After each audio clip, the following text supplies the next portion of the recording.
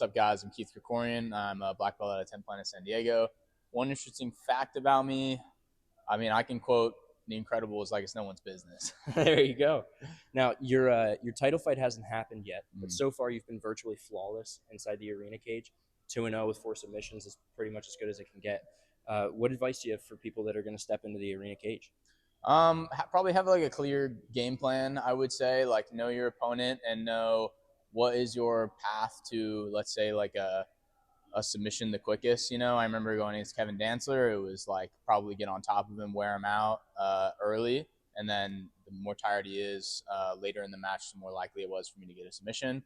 And then my next opponent, it was mainly like play from the bottom, play seated, and try wrestle ups and leg entries to open up opportunities to the back. And this one was a secret, but yeah, know your opponent. And then have submissions, in mind that you're looking for, because I mean, that is probably going to be it is your only way out of there. And the longer you have to spend in there, like, just the more likely it is your opponent has opportunity to win. So don't give them that chance. So you just competed on probably the biggest stage the sport has ever seen, right? Like, with all these extra eyes on you, how are you staying present in the midst of all the chaos? I mean, I don't really think of it, too much like that. I'm trying to, stay grounded and do the same thing that I've always done, which is, travel, compete against whoever, and do events that interest me, and try not to get wrapped up in like the whole UFC thing or where the sport is headed, because really it can change at any instant, and like, truly, life can change at any instant, So just trying to stay present, grateful, and mindful of like where I'm at, and that just the fact that I'm doing what I enjoy doing. And if things work out or they don't, just the fact that I'm, still doing the thing that I've always loved doing, and doing it in like a semi-professional way is like pretty cool. Yeah. So now, like I just said, you have all these extra eyeballs on you.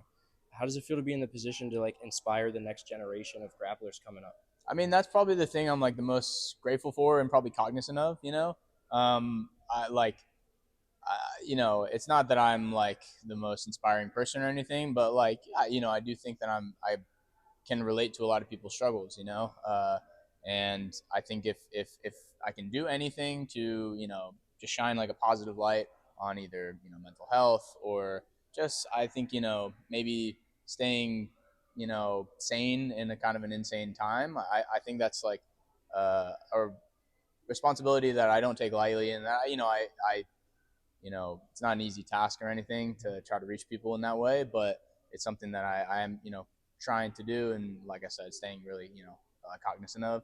But yeah, man, I'm really great. I'm just grateful to be in the position I'm in. And if I can inspire other people, that's great. If I can even just like uplift one person, then that's enough for me, for sure. Now, you're a pretty chill guy, pretty laid back guy. But when you get in that cage, when you get on the mat, you bring up the heat. How do you make that switch? Well, I think my general like chill demeanor is so that I'm able to turn things up in the cage. If you're like too antsy in the lead up to a match, or just like in general your life in general, and then you show up to either training or a competition, you've kind of already used your reserves.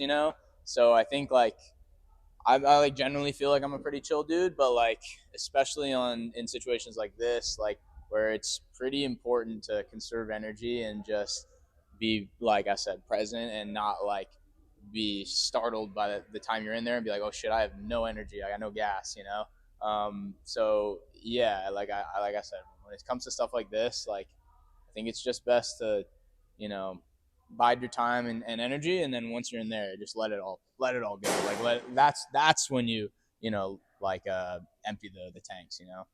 And just a final message to your family, friends, and fans.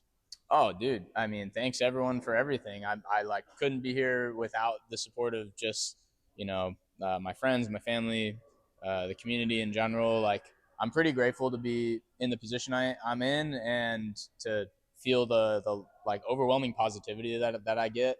And I genuinely don't feel like I deserve it, but I'm just like really appreciative of it. And thank you guys for talking to me today, and thanks everyone for watching and listening, whatever.